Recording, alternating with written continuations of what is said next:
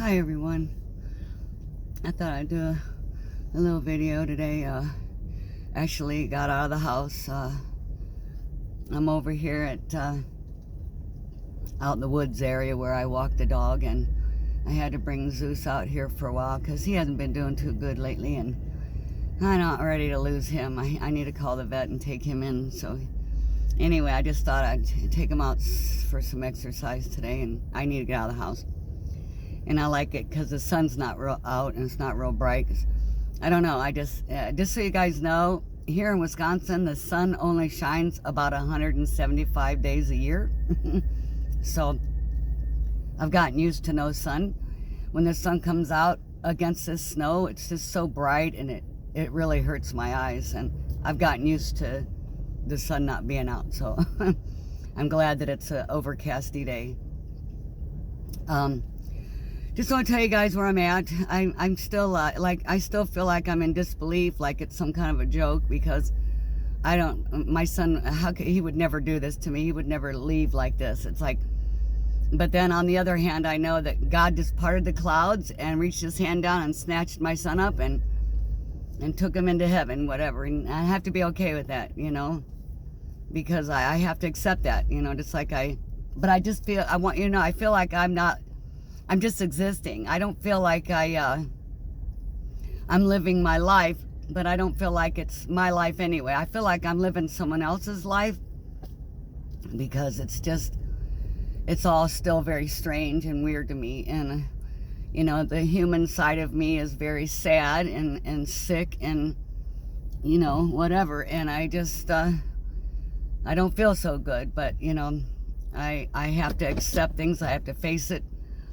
And understand things, and I'm having a hard time with that, but day by day. I think it's a lot of it has to do with we haven't really gotten the toxicology report back yet, and I still have to work on and pay for it and get a headstone, and so it's still pretty fresh, and it's just hard on me to do day by day because I'm isolated. I'm in the home alone, and I had my daughter and a few people there with me the first 10 days. But after that, I have to face it. I have to accept it. And, I thought about going to get counseling, and I thought, well, you know what? There isn't anything that anybody could tell me, any counselor or anything could tell me something I don't already know.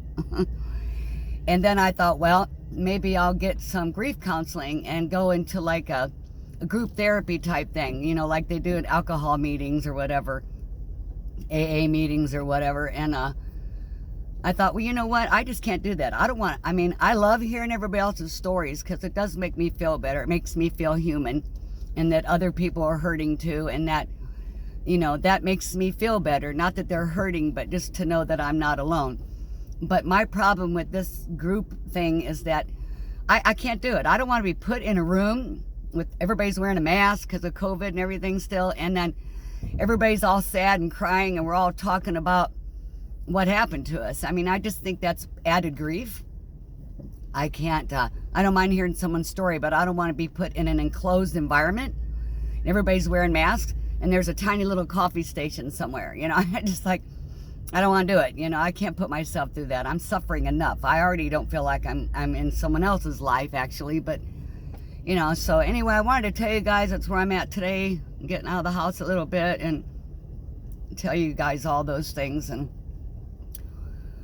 I'll check in a few days, and I just have to face this, I have to understand it, and I am grateful because I think that it's because of all you guys out there that are actually really asking God to put peace in me and in my heart, my home, and understanding.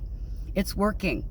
It's working because I'm totally alone. I've isolated myself to try to face this. I'm not facing it fearlessly, but I'm doing the best I can.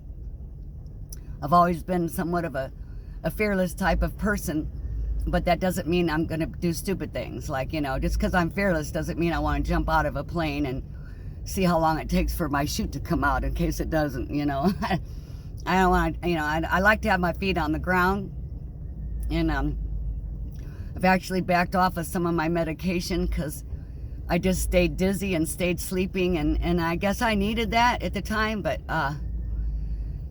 the last couple of days have been really hard on me. So, because as time goes by, you start realizing other things, and then I get mad at my son. It's like, how dare you do this?